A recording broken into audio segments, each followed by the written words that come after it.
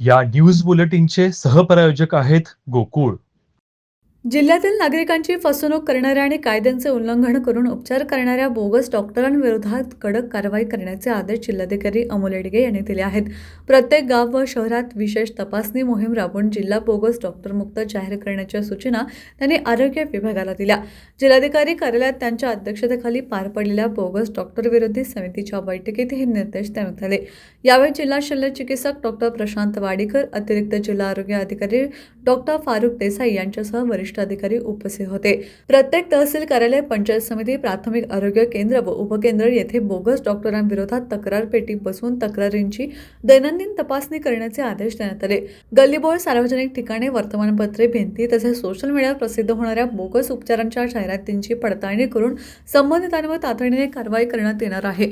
रस्त्याच्या कडेला गाड्या लावून उपचाराचा दावा करणाऱ्यांवरही कायदेशीर कारवाई केली जाणार आहे. आवश्यक पदवी आणि वैद्यकीय नोंदणी नसताना उपचार करणाऱ्यांवर पोलीस विभाग व अन्न व औषध प्रशासनाच्या मदतीने गुन्हे दाखल करण्यात येणार आहेत. क्षेत्रीय स्तरावरील अधिकाऱ्यांनी 1 महिनाभर विशेष तपासणी मोहीम राबवावी तसेच गाव पातळीवर पोलीस पाटीलांनी प्रशिक्षण देऊन माहिती संकलन करावे असेही निर्देश देण्यात आले.